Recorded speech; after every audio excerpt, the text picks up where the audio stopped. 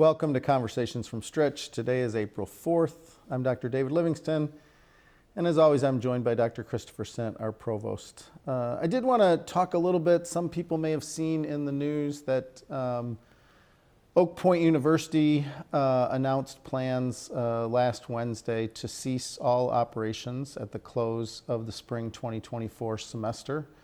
As part of our ongoing networking with institutions in the region, we were asked to serve as the formal teach-out institution for the students at Oak Point so that they may continue their programs of study.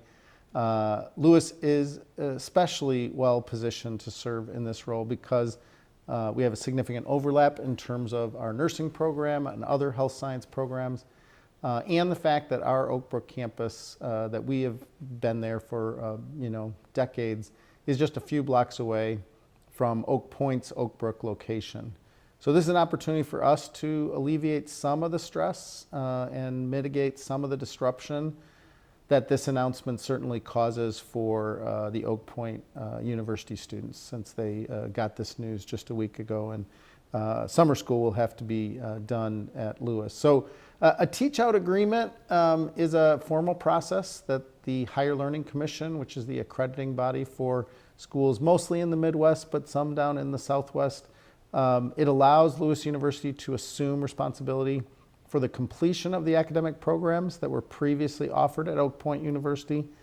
So all those students that have been affected by this closure of Oak Point can seamlessly transfer all of their credits, continue their studies at Lewis University, and eventually they'll earn their degree from Lewis University.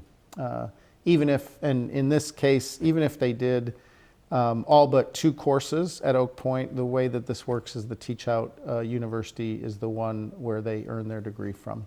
There are currently 435 students that are enrolled at Oak Point University. We expect some of them to continue their studies at Lewis beginning this summer. This will require Lewis to add some additional course sections, hire some of the faculty and staff from Oak Point on a temporary basis to assist with this transition. Once enrolled, the Oak Point students will become Lewis University students with all the rights and privileges that are accorded to a student at Lewis. You may see some of them in the library setting, you may see them in a lounge. When they complete their degree requirements, as I mentioned, they will receive a diploma from Lewis University.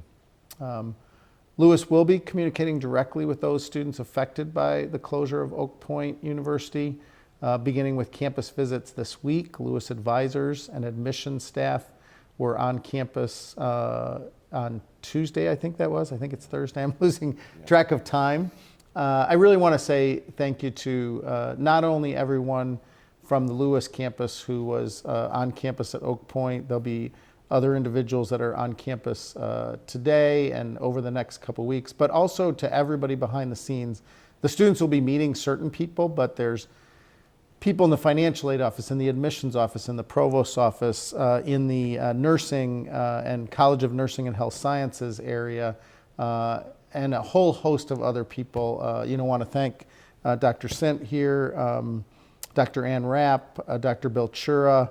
There's a host of other people, but there's been a lot of people behind the scenes who have been doing so much work. And I want to reemphasize how really unfortunate this is for everyone involved.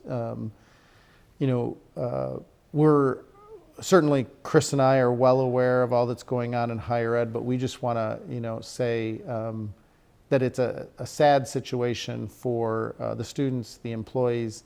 I think all the alumni. It would be a sad day for anybody that has an association, and Oak Point University has been around a little over 100 years. So a long, very strong tradition that is ending, and we are happy to do our part to help out those students, but saddened by the loss of an institution that has been really important to Chicago for a long time. So Chris, you were, I feel like you have been most involved with this than anybody, and I just want to take and see if there's anything you would want to add to that. You've been working with faculty, staff, students. Yeah, well, so many people, as you said, have been working on it in great detail. Maybe I just want to emphasize maybe the nursing faculty again, how much of a big change this is for faculty in the middle of a semester to kind of figure out how to plan a schedule for Oak Point students starting just in a month or so, a little bit less than a month. They'll be starting Lewis classes and just making all those transitions in terms of what students need to learn and how Oak Point classes translate into Lewis curricula. So, but to back up a little bit, I just want to also repeat, it's a really somber time, a sad time for a university to be closing like this. It's a great, has a great history, great traditions, wonderful mission that we share, have so much in common with. Is just one of the reasons why this Teach Out is possible for us, because we really believe in their mission and feel like we can carry it out seamlessly. So yeah, it's been, I'm going up there, and I'll just say a little bit more. We had a really good day on Tuesday with our staff, advisors, and counselors there, meeting with student groups, talking to them about how to go about making that transition into the Teach Out format with Lewis. And there were a lot of people there, about 250. Over 100 about students? 250, actually. 250 out of their 400, so almost half of their students, a little over half of their students. Yeah, so obviously their students are really interested in how to proceed, and that's motivating. There's another group in the radiography program that's all coming together this afternoon to meet. I'm going up there as soon as we're done here to continue the work. So it's inspiring to see it all kind of coming together, but obviously it is going to continue to be sad that a great institution is closing. Yeah, so thank you for, just because you've been so involved, I thought, getting your perspective on it is helpful. So I did want to say that we had another great community hour this week. It was, I want to, hope everybody had a great Easter. We had a lot in terms of the community hour, an extravaganza, as they say, an egg hunt. We had massages, chair massages that people had, the ability to plant a succulent and take that back to your room, yoga, the Burnham Trail tree walk, and herb planting. So, each one of these community hours that we have, these wow days, there's just a lot going on, and we try to put it into a combined space, so there's a lot of activity, and I just think it's been just a great addition to this school year, and hopefully it will continue the tradition, just like Conversations from Stritch started, and we continue that tradition. I think these community hours have been a fantastic addition to the Lewis community and the Lewis experience. Yeah, and I was too busy to get out there yesterday, or didn't have a chance to get out and see that Burnham Trail walk. It's the first time I remember doing that. Maybe we've done that before, but I think that's really cool that we're making use of this great natural space that we have here on campus, as well as really celebrating Easter. They were putting a kind of finale on Easter. I know the weather wasn't great, so we'd hope for something better than that, but I'm sure everyone had fun regardless. So a few news items and a little bit of some elaborations on some events that are coming up soon. But first, congratulations to Dr. Haisong Lee, Assistant Professor of Elementary Education, who recently published an article called Increasing the Course Quality in Higher Education Through Action Research, a Graduate Teaching Assistance Inquiry. That was published in the Irish Journal of Educational Research. And congratulations to Dr. Jung Kim, Professor and Program Chair in Literacy, who gave a presentation called Storying Silences and Reclaiming Ourselves, Multimodal Asian American Narratives at the National Council for Teachers of English Assembly for Research Conference in February 23rd through 25th in Austin, Texas. That's like the cream of the crop of the education conferences, research conferences. So that's a great, wonderful accomplishment by a great scholar. So a couple things going on. You're going to talk about some comprehensive events, but I'm just going to drill down into a couple of them. So tonight at 7 is the annual Saponiac Lecture. featuring Larry McClellan, a professor emeritus at Governor State, who will give a presentation called Freedom Seekers and the Underground Railroad in the Chicago Area. Sounds super interesting. I can't wait to learn at that. The third annual Bernard Rapp Lecture on Faith and Science will take place on April 8th. That's Monday at 3:30 p.m. And will feature Dr. Christiana Zenner, whose presentation is called Fresh Waters, Science, Values, and the Role of Theology. Dr. Zenner is an associate professor of theology, science, and ethics at Fordham. And mark your calendars for the final theater production of the year, Godspell, which was the first major musical theater offering from the 3-time Grammy and Academy Award winner Stephen Schwartz, offering a vibrant mix of music and storytelling. The show features a lively cast who act out parables with humor, games, and a unique blend of the musical styles from pop to vaudeville. And that's April 19th through 21st and April 25th through 28th. So we got a little preview of that at the COFAC Kickback fundraiser last Friday. That looks really great. And I was also talking to Professor Andrew Nelson yesterday, who is the set designer. And he said, I said, I want an insider's view on what it's going to look like, because he always makes the most beautiful sets. And all he said was, it's super tall. And I said, that sounds super dangerous. Yeah, it does. For students to be singing and climbing up ladders yes. into a really tall set, but it also sounds amazing. So I really look forward to seeing Godspell. Lewis employees start to plan for the National Take Our Daughters and Sons to Work Day, which is scheduled for April 25th this year, and we will be participating in the event for the first time since COVID, so we're really excited to bring that long tradition back to Lewis. So Lewis employees are encouraged to bring their children or grandchildren to work, and they will shadow the Lewis employee during the morning and or the afternoon. And I also think there's a lunch, and they're going to meet you and all kinds of fun stuff things throughout the day. Yeah. No, it's a great event. So today, I've already mentioned tonight there's the Saponiak lecture. Yep. And then there's a couple other things I want to Yeah, go to this afternoon. Right. Today there's also the COES Diversity Colloquium, which is happening in the university dining room. As you said, the Saponiak lecture series or lecture event. Actually, and then in the gallery tonight is the President's Art Show. So I'm gonna try to swing by to the Saponiak lecture, and then I have to be at the President's Art Show because I have to give out the awards because I'm the president, exactly.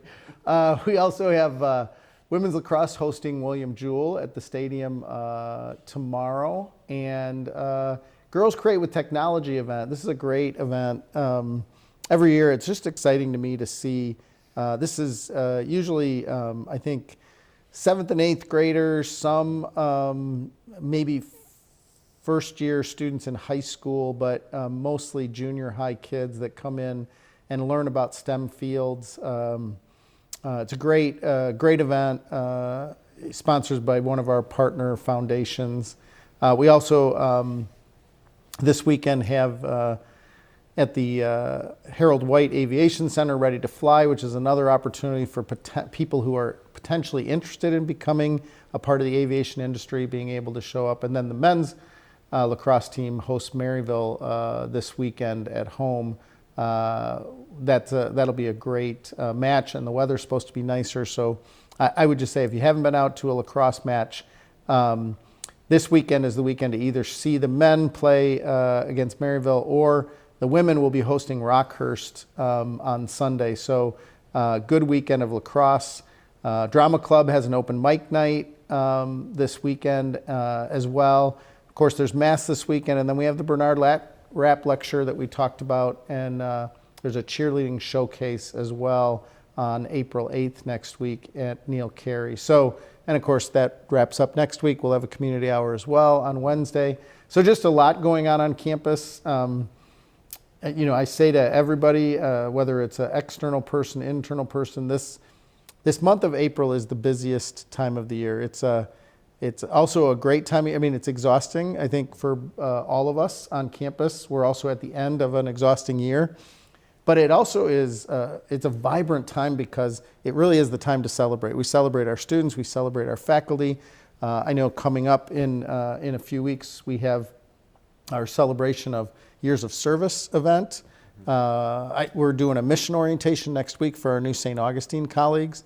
So there's just so much going on. It's just an exciting time to be on campus. So you mentioned that COES Diversity Yep. Forum, and you just mentioned our St. Augustine colleagues. So it might be good. I didn't to mention that it features both Carmen Arellano and Ina Gil Garcia, who Yes. are both speaking at different parts of that diversity colloquium today at 4. So we're really excited to have them here on the Romeoville campus. And just enhancing our ability to reflect on what diversity means, and that the College of Education and Social Sciences, I think it happens throughout all of our colleges, but in that college, the disciplinary areas tend to really, a lot of that research that's done in sociology, in social work, in psychology, in education, diversity is certainly something that they really focus their attention on as a discipline.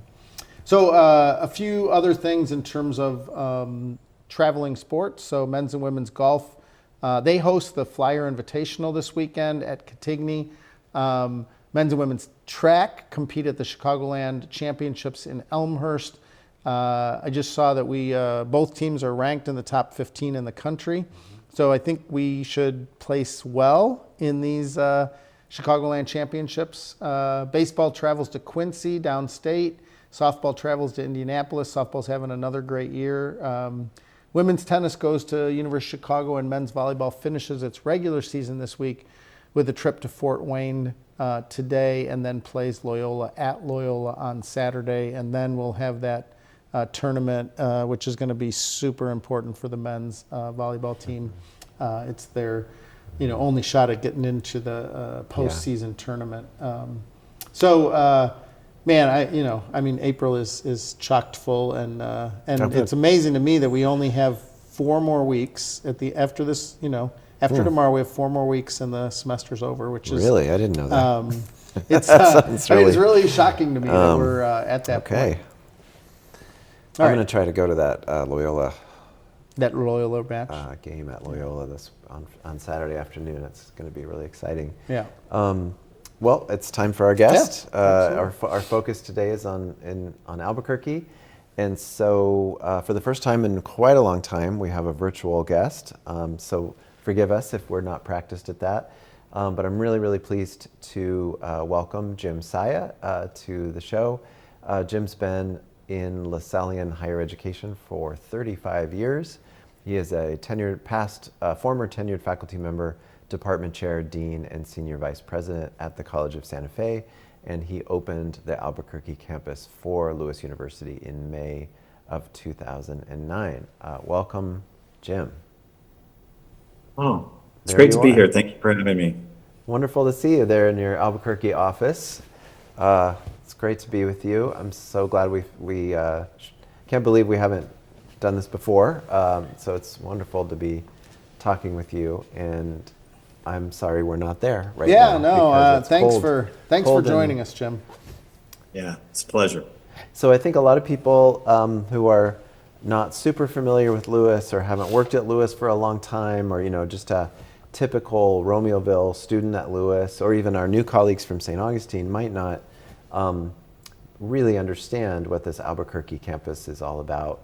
And so I thought we might just begin with asking you, since you were the founding person there, to give us a little history of how Lewis came to Albuquerque and how it all got started. Yeah. First I'll start by saying my heart goes out to all the people at Oak Point University. Albuquerque joined Lewis through a very similar process. It was a teach-out arrangement with the College of Santa Fe. And so you just don't realize how much anxiety is happening across all the different constituents. Lewis, the faculty and staff trying to, welcome in the new students and get them situated. The students are going through so much in the transition. Their school's closing. They don't know what it looks like at their new university, what it means.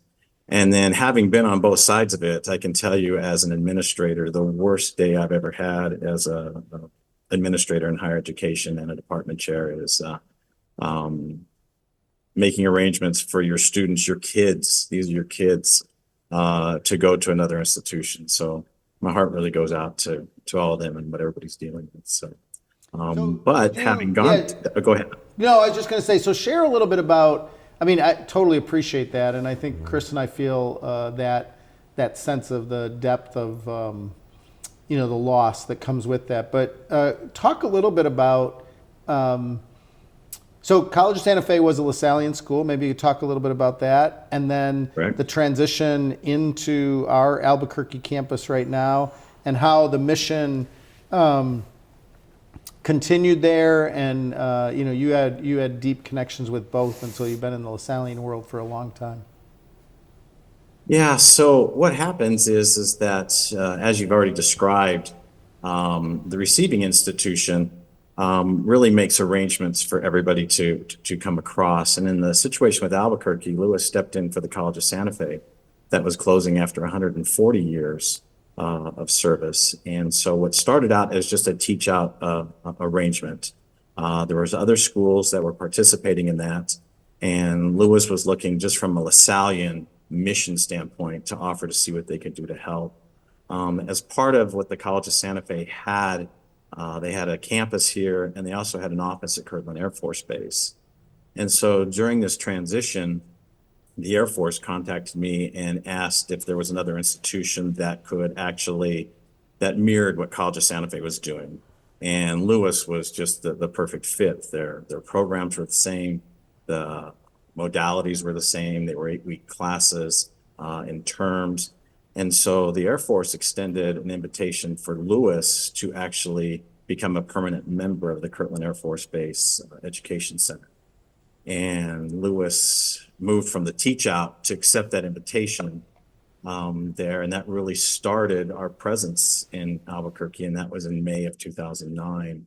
In January of 2010, Lewis opened the offices where we're located now and began running programs. And so really it was this transition. It was based out of mission. It was really founded in just a teach out that moved to a relationship with the Air Force.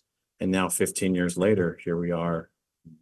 So could you describe, Jim, for people who haven't been to Albuquerque, but also just maybe haven't been on an Air Force base themselves? I mean, we certainly have a lot of veterans and a lot of students who have, served our country so proudly. But give just, I guess, our audience. You've given me a tour of Kirtland, so I've been there. And but for people that aren't aware, what's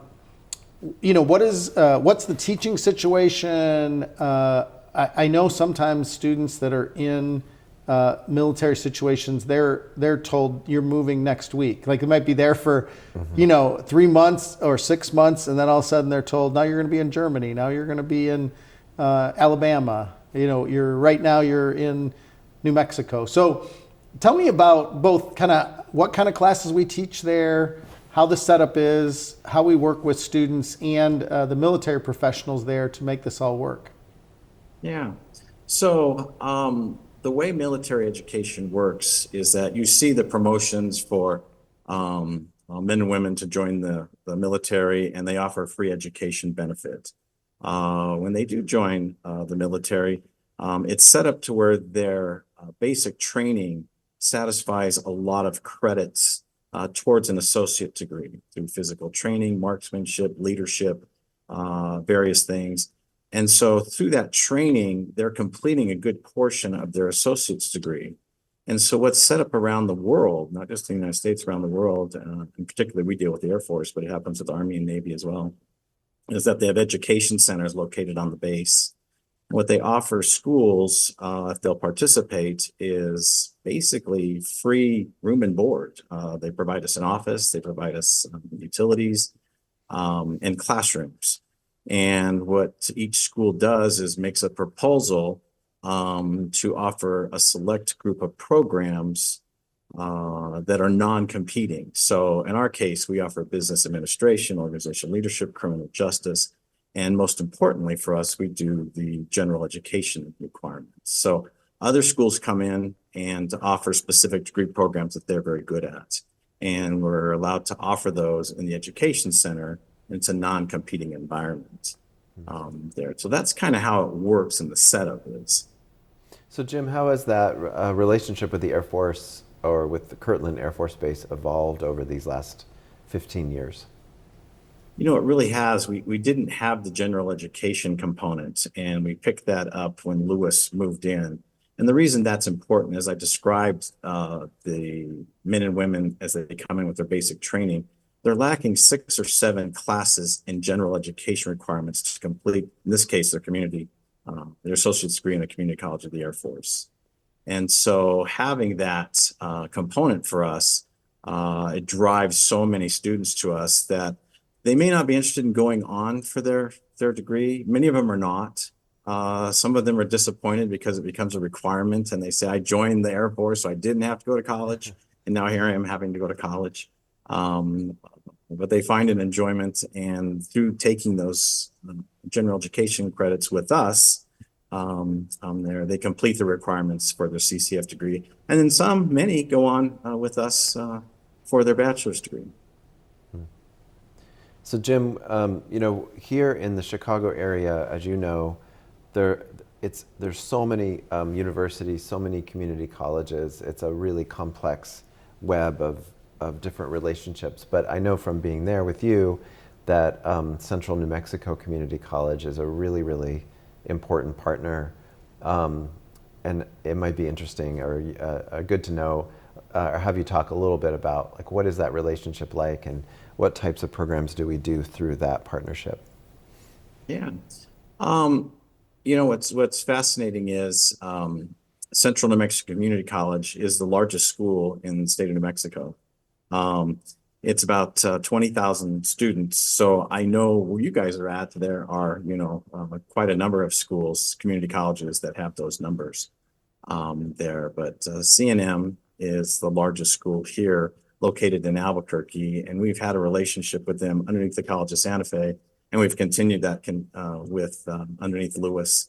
We have programs in business administration, computer science, mathematics, criminal justice, organizational leadership. We're excited about the health science relationship that we're developing right now that will be a forerunner to our speech language pathology program that we're hoping to launch soon at the graduate level. So it's been a very good relationship. We've shared facilities, and it's just something that, partnerships in higher education are so important, and this is certainly an important one for us here.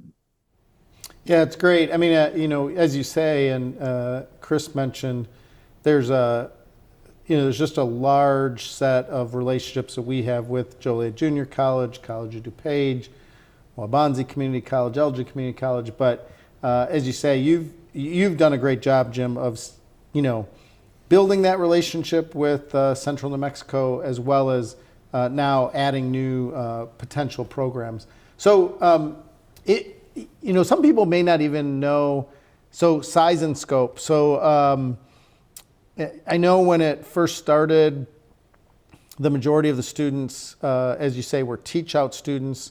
Now Lewis has been in Albuquerque teaching both on the Air Force Base and downtown in a really nice area of downtown. But who are the students, and how do they take classes? So are they in person, online, undergraduate, graduate? Could you just kind of lay out what does Lewis in Albuquerque, New Mexico look like? We are part of the School for Graduate and Continuing Education. We deal with adult students. And so we are specifically in the 8-week term format, so 6 terms a year over 3 semesters.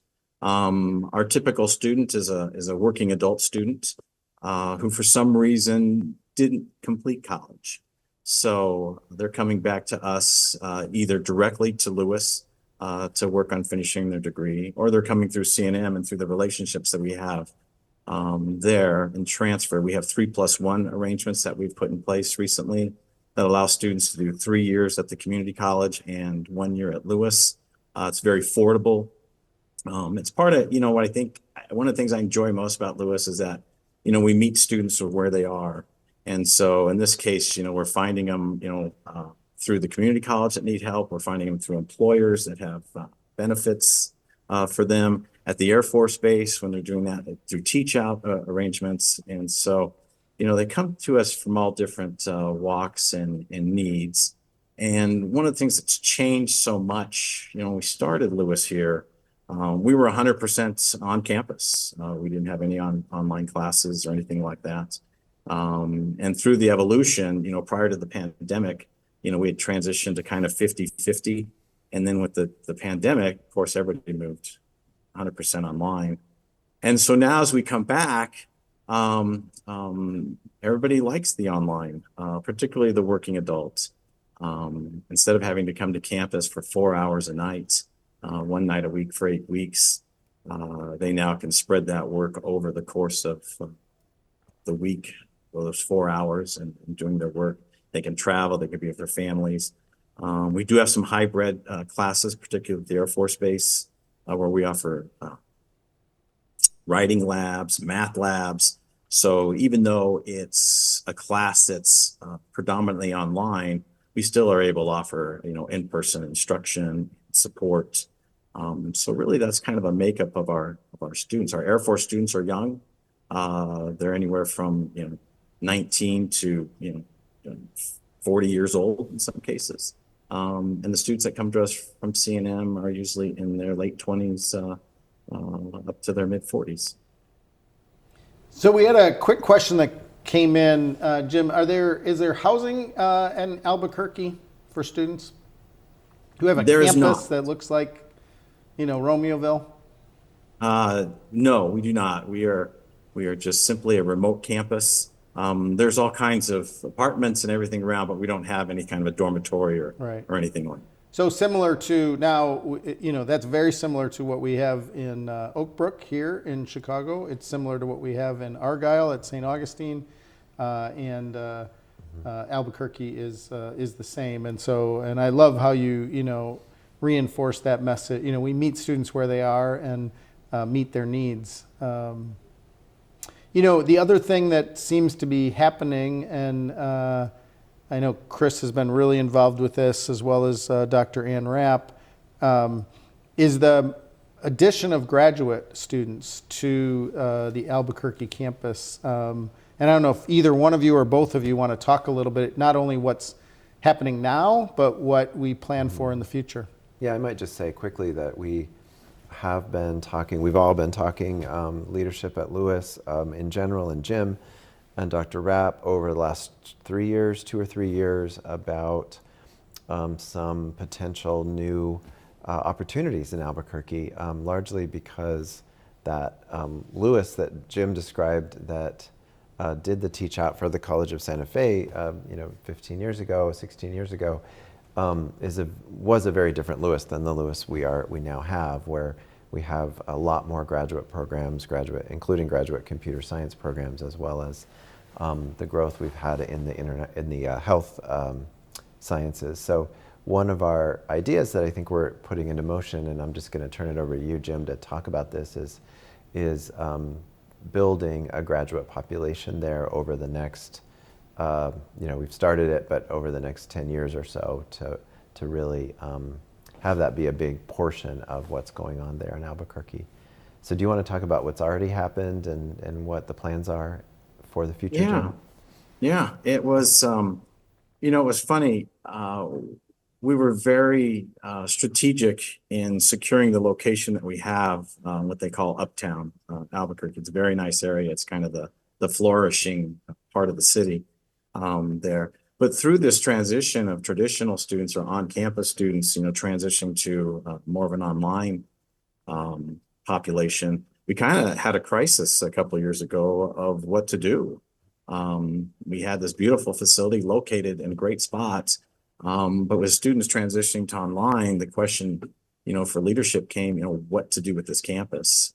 Is it something that we want to keep it, but what's the viability moving forward? And at that time, there are some unique programs, particularly in the graduate health sciences, that were kind of maturing and blossoming.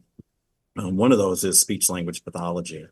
And so we put a lot of work into laying a foundation for that. Matter of fact, we hope to start that in the very near future, but a precursor to that is we had our first students down this past fall from the main campus doing their clinical rotations in speech language pathology, which was a wonderful experience. Built relationships with hospitals. We have more students coming this fall with that. So that's one of the exciting things. And they need a campus environment to do that. And the whole idea of it is, it's a program that's doing very well on the main campus in Romeoville, but applications are coming in from all over the country. And so the thought is that utilizing Albuquerque's strategic location in the Southwest to trying to service the people in the Western United States, while also opening up capacity for Eastern and Midwestern students to attend Romeoville, is one thought of it. The second part of that is the clinical relationships we're building allow students that maybe attend Albuquerque campus can do something in Chicago for a 3-month period, or vice versa, like the students that came down this fall. So that's the first program that I guess I would speak about there that we're excited about. There's maybe a little parenthetical topic, and then before we move into the computer science gym, which is, you just reminded of me when I was picturing, so these students are going to class here on this campus in Romeoville in speech language pathology, and for one term, what Jim is describing is that they're moving to Albuquerque to do a clinical placement for weeks or longer, depending on the placement, I presume.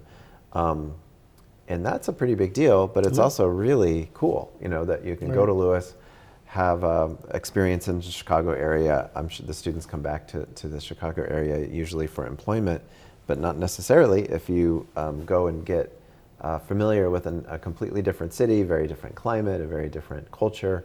And I'm sure over time students will start settling into Albuquerque, even the ones enrolled here. And then, as Jim says, we'll have a new whole program there settled in Albuquerque. But that's all preamble to my question, which is one thing that we've been working on, and we maybe want to advertise it a little bit for people who work at Lewis, professors especially who are watching the show, trying to make it a home or a temporary home for people to do travel study, to take undergraduate classes. We have a new January term starting up next year. It seems like a great opportunity to take a trip there to learn something. So can you tell us a little bit about what you've been working on there, or what you've been imagining we might be able to do with that campus? Yeah, we've already had several classes that have come down.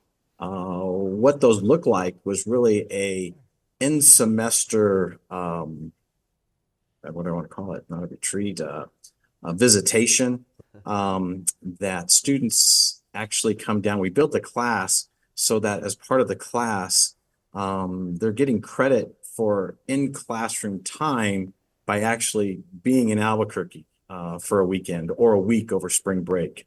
The last group that we had down was a history class that was exploring the whole Southwest culture and the dynamics of Native American and Hispanic culture as related to the topic in the class and the history. And so it was amazing. We had a lot of people involved in that. I think we had 10 students that came down. They joined other students here in Albuquerque.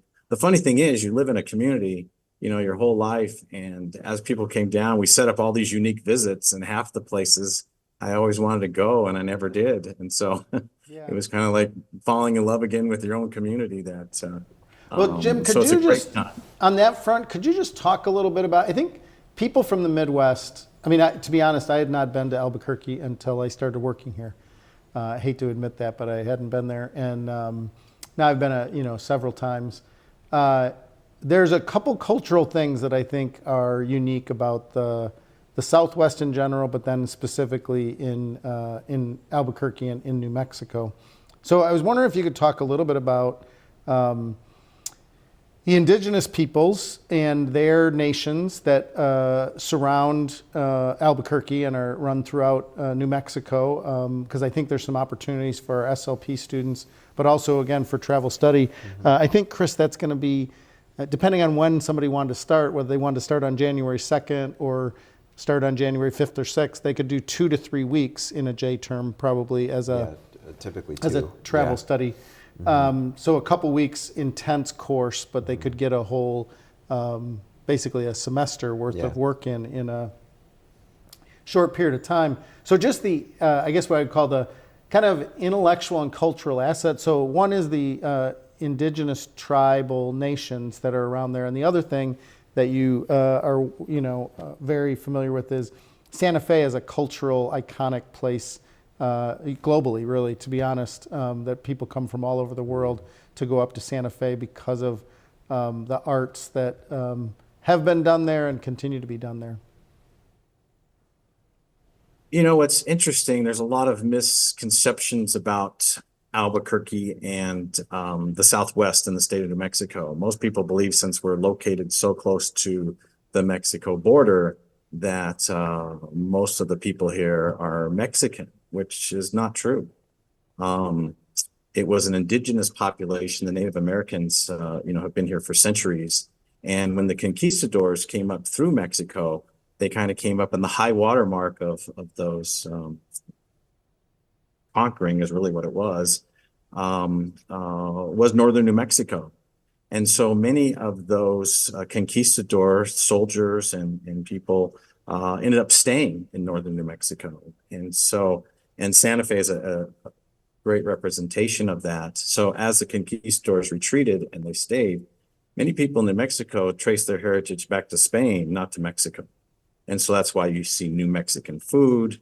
The arts in Santa Fe have a much more Hispanic, Spain cultural thread through it, where people think, since we're so close to Mexico, it's a very big Mexican influence. And then that backdrop, what was here for centuries before was Native American populations. And so what people fall in love here in New Mexico is that there's active reservations all around the city. Jemez Pueblo is just 30 miles north. It's a vibrant center.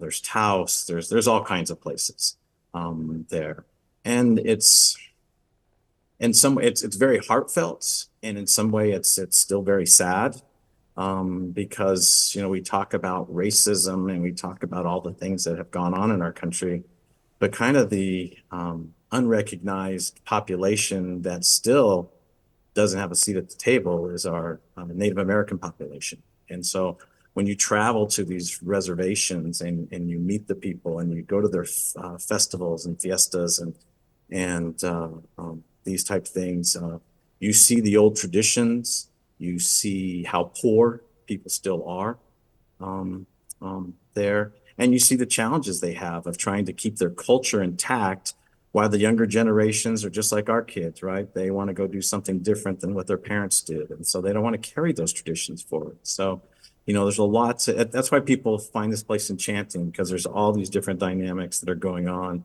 And it touches so many educational programs that we have. So it can touch the sciences, the arts, the humanities, of things that we can do and the relationships that we have and can build in the future. So we're running out of time, but I do want to get to the international student population. So could you just talk a little bit about, that was new this last fall, and could you just talk a little bit about what that's been like and how many students are there and where they're coming from and what they're studying? Yeah, we had our first group of 14 students from India. They came to us in computer science, so it's a graduate degree in computer science. We had another 8 that came here in January, and the plan is for another 20 to be coming this next fall. It's completely new for us. We've never dealt with this population. It's kind of interesting because there's only myself and a half-time person here, and there's 22 students and a new full-time faculty who's from Jordan. And so it's really been, I described the last cultural mix, and now we have this new cultural mix happening at our campus, and it's very exciting. We're learning from them so much. We were going to have Christmas for them. We had a dinner planned, and they just wouldn't buy coats and hats and gloves.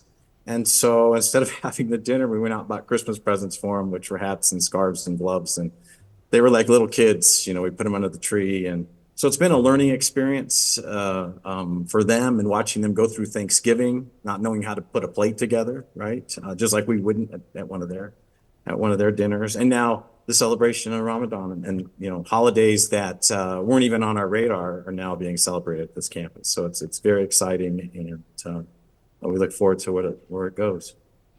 That is great. Great to hear. I don't know, Chris, other Yeah, I comments have or lots questions? more questions, but we are out of time, Jim. I just want to say thank you so much. You're such a treasure to have there, and thank you. I know that you've spent the topic that we just talked about for 2 minutes has been Jim's central preoccupation, and I just hear this particular year, and I know I hear so many great things about his hospitality, his welcoming nature, and just going way out of his way in terms of making students who are coming from very, very far away to Albuquerque feel at home, and to learn about the place and connect with other possible connection points there in the city. So thank you so much, Jim, for everything, and especially for all this great new work this year.